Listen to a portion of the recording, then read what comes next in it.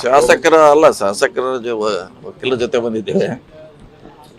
ನಾವೊಂದು ಧಾರವಾಡ ಹೈಕೋರ್ಟ್ನಲ್ಲಿ ವಕೀಲರ ಸಂಘಕ್ಕೆ ಒಂದು ಕಟ್ಟಡ ಕಟ್ಟಬೇಕಾಗಿದೆ.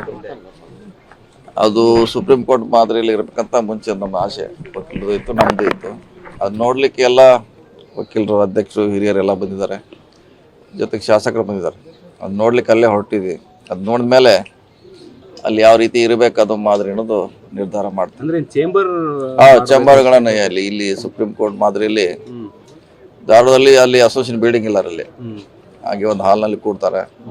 ಸೊ ಕಟ್ತೀವಿ ಒಂದು ಮಾದರಿಯಾಗಿ ಕಟ್ಟೋದು ಒಂದು ಚಿಂತನೆ. ಇದು ಭೇಟಿ ಆದ್ಮೇಲೆ ಬೇರೆ ಯಾರನ್ನಾರು ಹೈಕಮಾಂಡ್ ನಾಯಕರನ್ನ ಭೇಟಿ ಮಾಡಿ ಇಲ್ಲ ನೋಡೋಣ, ಆಮೇಲೆ ಇದು ಮುಗಿದ ಮ್ಯಾಗ ಬರ್ತೀವಿ ಮಧ್ಯಾಹ್ನ ವೇಣುಗೋಪಾಲ್ ಬಂದಾಗ ನೋಡೋಣ. ಅದ್ರ ಬಗ್ಗೆ ಇನ್ನೂ ಏನು ಕೇಳಿ, ಇದು ಇವತ್ತು ಪ್ರಿಯಾರಿಟಿ ಅಷ್ಟೇ ಇದು. ಆಮೇಲೆ ಬೇಕಾದ್ರೆ ಸಾಯಂಕಾಲ ಹೇಳ್ತೇವೆ ಅದ್ರ ಬಗ್ಗೆ. ಸರ್, ಈಗ ನಾಯಕತ್ವ ಗೊಂದಲ ಬಗೆಹರಿತಾ ಇಲ್ಲ. ಒಂದ್ ಕಡೆ ಶಾಸಕರು ವಿದೇಶಿ ಪ್ರವಾಸಕ್ಕೆ ಹೋಗ್ತಾ ಇದ್ದಾರೆ, ಮತ್ತೊಂದು ಕಡೆ ಈ ಗೊಂದಲಗಳು ಮುಂದೆ ಹೊರದಿದ್ದಾವೆ. ಡಿ.ಕೆ. ಶಿವಕುಮಾರ್ ಅವರು ಬಂದು ಹೈಕಮಾಂಡ್ ನಾಯಕರನ್ನ ಭೇಟಿ ಮಾಡ್ತಾರೆ. ಭೇಟಿ ಆಗೋದೆಲ್ಲ ಸ್ವಾಭಾವಿಕ, ಒಂದು ಪಕ್ಷ ಅಂದ್ರೆ ಅದು ಹಿರಿಯರು ಭೇಟಿ ಆಗೋದು. ನಾವು ಹೇಳಿದ್ ರಿಕ್ವೆಸ್ಟ್ ಮಾಡಿದ್ ಬೇಗ ಆಗ್ಬೇಕಂತ ಇದೆ ಆಸೆ. ನೋಡೋಣ ಅದ್ರ ಬಗ್ಗೆ ಬೇಗ. ಇಲ್ಲ ಅದನ್ನಿಲ್ಲ, ಇವತ್ತು ಓನ್ಲಿ ಸುಪ್ರೀಂ ಕೋರ್ಟ್ ಅಷ್ಟೇ ಇದೆ ಚಂಬರ್.